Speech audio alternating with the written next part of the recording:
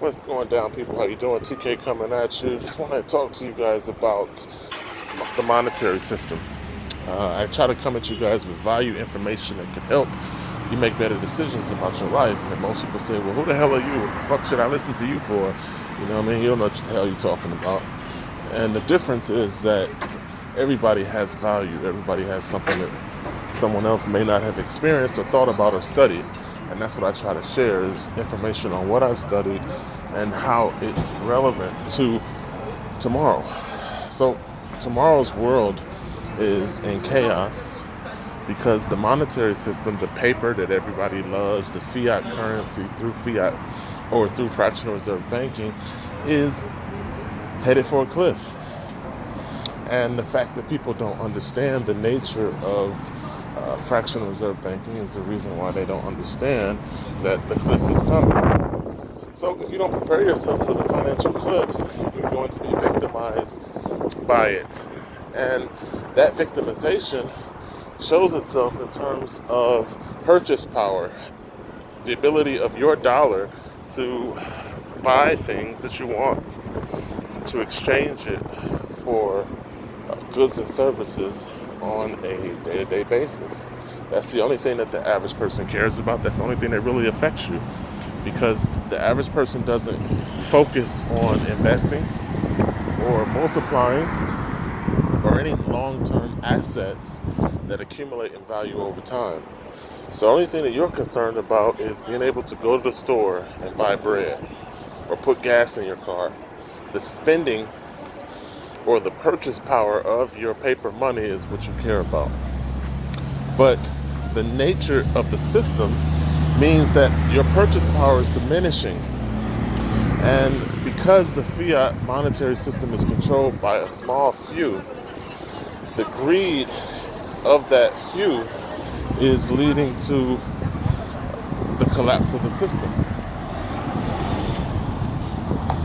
They've basically gambled through electronic instruments called derivatives and lost. So they go to Vegas with your hard-earned money in terms of the labor that you put in when you go to work, and gambled making all of these different bets on financial instruments that hasn't paid off. So we're talking about a derivative bubble in the likes of a few trillion. And eventually the mathematics is going to catch up with the trillions of dollars in financial instrument bets that are essentially negative on the books. So all of these different banks cook the books and present a balance sheet that hides the derivative gambles that essentially have them in the red.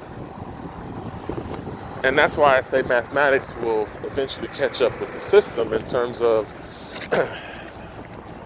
the whole house of cards is unsustainable. So historically, people have used gold as a backup to paper money. But today's people don't understand gold or silver and don't know how to use it as money. You can't take a gold bar to the gas station and say, give me change for $1. So because gold has really relegated itself to a store of value and precious metals only exist in boardroom trades of high value, that means that as a exchange or as a medium of exchange, it won't play very well in the future. The other thing that people don't understand about gold and silver or the precious metal markets is that COMDEX and LBMA is mostly paper shorts. In other words, the trading that's taking place is not actually based on peer-to-peer exchanges. So the price reflection that you see in gold and silver is manipulated down to prop up the dollar and make the dollar look like it's strong. Weak precious metals means strong dollar. But the manipulation and control that happens through electronic computer button pushing basically has gold and silver in a bubble. In other words, the paper shorts and the paper derivatives behind most of the trades only exist within a computer. They're not actually people taking physical delivery in exchange for gold. So that brings up the alternative, which is blockchain. Everybody talks so much shit about the advent of cryptocurrency and how blockchain will or will not play a role in the future. But the truth is, within blockchain, you cannot do paper derivatives, or you can't do paper shorts. It's a trustless system that involves mathematics. In other words, 2 plus 2 has to equal 4 in order for it to land on the blockchain. So you can't do all of the electronic manipulation that takes place in gold and silver if it was on the blockchain. A physical transaction has to happen peer-to-peer, person-to-person, where you trade gold for money, and then that is a real recorded ledger event. So what I'm telling you is the future will involve sound money and sound recording or sound accounting. And that's what the blockchain brings to humanity, is the opportunity for a less corrupt system, a system that relies on math and not rely on manipulation and control. You see, limited access and limited circulation is the primary problem within fiat currency. Everyone doesn't have access like you have access. If you're in a G7 country as opposed to a third world country, you don't have the same access that they have. And that's what creates poverty. Poverty is created by that third world person who doesn't qualify for a bank account, who doesn't make your daily salary in a year. And you say, well, shit, I don't care, as long as I can eat. Who cares about the fucking people who don't have access to currency? And that system of inequality is what has created the problem that we see worldwide in terms of not only poverty, but the sub representations of poverty. Crime, all kind of decayed society happens because when you don't have access, you find an alternative way to live. You find another way to survive. That's human nature. We will find a way to survive even though we don't have access like you have access. So what I'm telling you is that the future will involve blockchain. People are going to wake up to sound money, sound accounting, mathematics, and that will change the game. So if you're smart enough to position yourself right now and you convert paper money into cryptocurrency before the gold rush happens, then you're going to financially be rewarded for your early participation. Now that's very few, because the average sheep doesn't understand fractional reserve banking, can't fathom blockchain, and calls Bitcoin fake money. But there are corporations and companies that are positioning themselves while you're sleeping.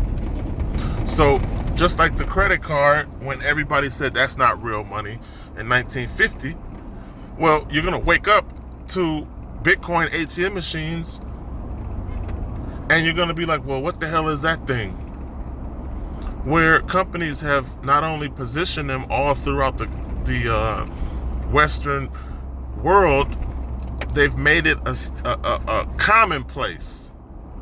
So you can say that Bitcoin is not commonplace right now, and you can say that you can't say that it won't be a commonplace in the future, because what happens with any paper money, what happens with fiat currency, is that the primary foundation is faith and confidence in the fact that you can exchange it for some gas. So if the people lose faith and confidence in the monetary system, that's when you need an alternative. Because value never dies, it always transfers. So before 50 years, we didn't have an alternative. Today,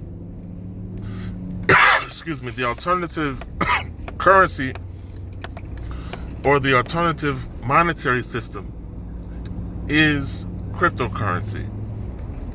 So if you have Bitcoin, you can still eat.